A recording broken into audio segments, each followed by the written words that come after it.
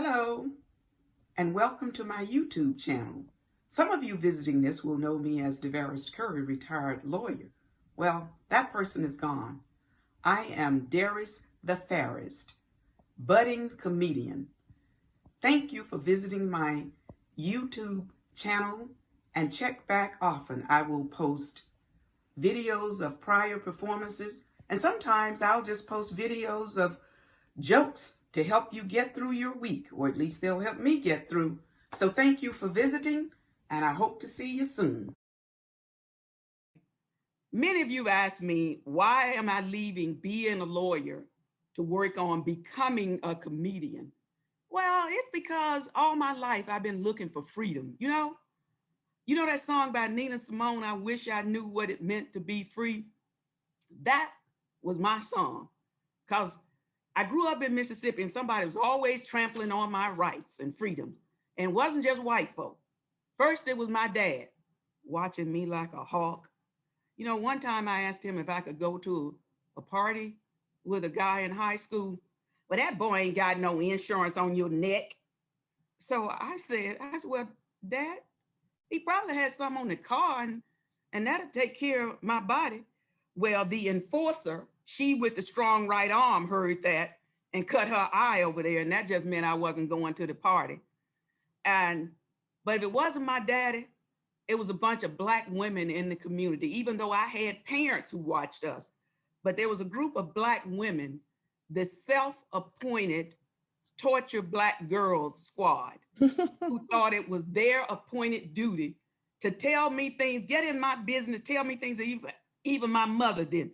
Well, now, cross your legs at the ankle. No self-respecting person crosses the legs at your knee. Now look, don't you think that dress is too tight? No, I don't. If I did, I wouldn't have put it on. But now I didn't say that to them. Don't you come out of this house with any dress on that's above your knee. Do you hear me? And this one, always every Sunday. Don't you go twisting in front of those little boys now. But the worst one was when the self-appointed Torture Black Girls Squad thought that they should tell all 5'7", 98 pounds of me when it was time that I should start wearing a bra and a girdle. Now, I'm only 8th grade. Either they were wrong or the girl in my class who told me one day at recess, Derris, go over there and let them boys feel on your titties and they'll grow. Now, it's a good thing that I had sense enough to do what I know is right, and I didn't listen to her, because by 11th grade, she had figured out she had had a little too much feeling going on her, But fast forward to when I'm a lawyer, same thing. Folks always trying to tell me what to do. Judges, partners in the law firm, other lawyers, the bar association, everybody telling me when to do, what to do, and how to do it. But I thought, comedians got a lot of freedom. They can just say whatever they want to say. So, I'm just going to become a comedian. Well, just my luck when I decided to become a comedian, there's still somebody trampling on my freedom. Because, this young woman that lives with me didn't like my joke last time about Mr. Big Stuff. So, Jesus. And she's not the only one trampling on my freedom. Nowadays, even comedians, they got to watch everything they say. You can't say anything about anybody. And as a former litigator, that's a problem for me, because I deal in facts. Like, you can't say somebody's fat or you can't say somebody's ugly. Fat, there is a specific definition of fat. And ugly, well, it might be subjective, but shouldn't I be able to give my opinion if I think somebody's ugly? Nah, you can't do that. You can't say anything. And you know what? It's really bad for those of us who are past the half-century mark. You heard about the professor up in the Midwest, right? Who was fired because he refused to call a student, say they. He told the student, I'll call you by your last name. That wasn't good enough for the student. He wanted to be called they. Well, now look, come on, people. If you're in a certain generation, they means two people, or at least it used to mean two or more people. It didn't mean one person. So you got to give us time to catch up with you on this. But nah, you know, shoot, it's so bad out here now, you can't even do what we used to do down south. If you saw a certifiably crazy person, you just told him he was crazy and then you told him where to go. Yeah. But you can't do that now. This professor at Yale, a psychiatrist, said about Alan Dershowitz after he bragged in the paper to somebody, it was printed in the paper, that he had a perfect sex life with his wife. So this professor, knowing that he was representing Trump, she tweeted out that he had a shared psychosis and delusions with Trump. Well, Dershowitz being Dershowitz, you know who he is, heavyweight, he got that teacher fired. She should have called me and I would have told her what to say. She should have said, any man, old man, who brags to the press about having a perfect sex life probably has a little wee-wee. I have not examined him, so I can't give you a definitive diagnosis. I have my microscope here and my magnifying glass, and after I examine him, I will be able to give you a definitive diagnosis. Now, see, she said probably, so they couldn't come back and say, oh, she diagnosed him without having examined him. Well, I got my magnifying glass. Come on over here. I'll examine you, sir.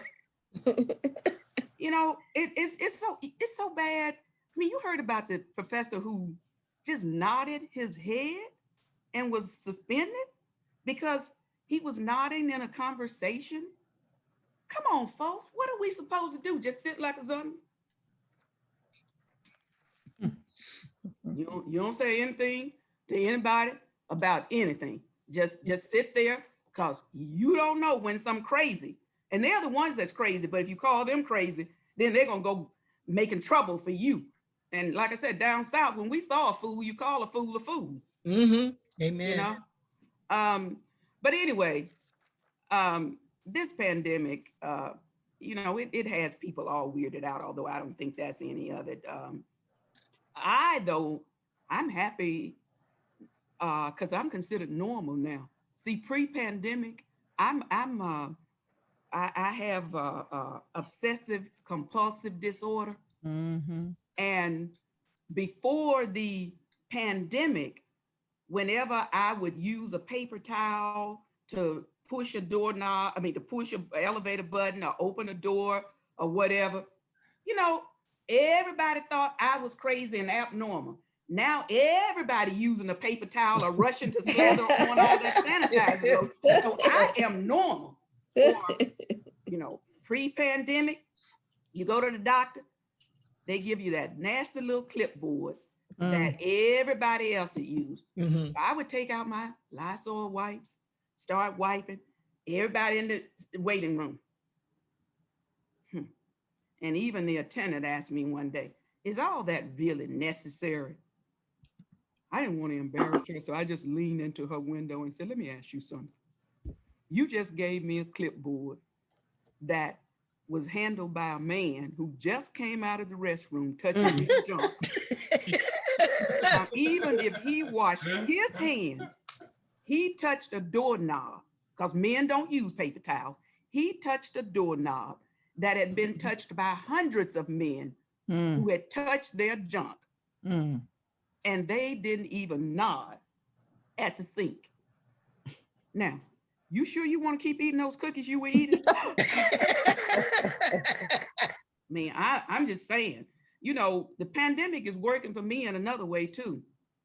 When I was in line to get my first test, COVID test, when the attendant came around and looked and saw my age, she said, oh, ma'am, you go on up front. Man, I passed about 75 or 80 white folks and young folks. I had a good time passing them because I ain't never been first for anything. And as I passed them, I was like,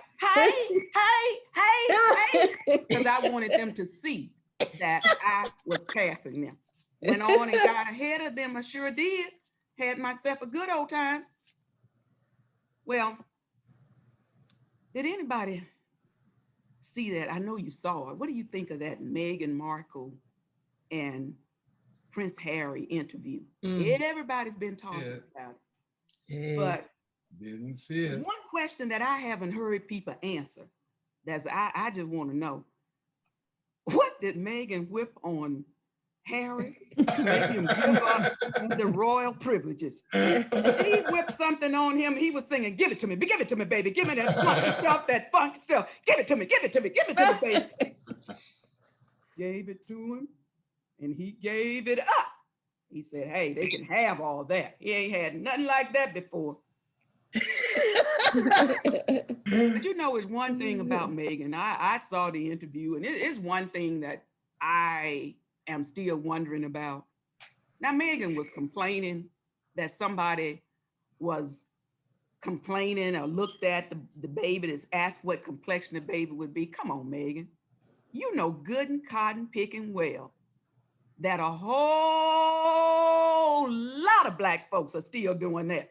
They are looking behind that baby ear before that baby gets out the womb, and you know that, Meghan, to see what complexion that baby's gonna be.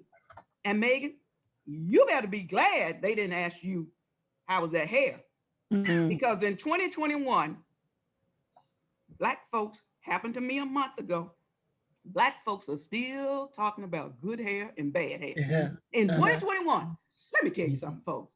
If you got hair on your head, it's good. It's good hair. Amen. This is some good hair up here. You know, Black folks, word to you. If you don't want white folks talking about this foolishness you're doing, then stop doing the foolishness. You can't have it both ways. Stop the foolishness out here. You know, a whole lot of foolishness going on. You heard about the pastor right out in Missouri? No. That he preached a sermon and he told his parishioners that if you can't be a trophy wife like Melania Trump, you ought to at least work on being a participation wife for your husband. Lose some weight and wear makeup. Now, I saw his pictures. He's been participating in a lot of pig roasts. And he was the first in line, and he got some extra helpings. He went back for seconds on pig roast. And what I don't understand is, why did these women have to have him to be put on leave? Why didn't you participate with your feet by leaving him in the church?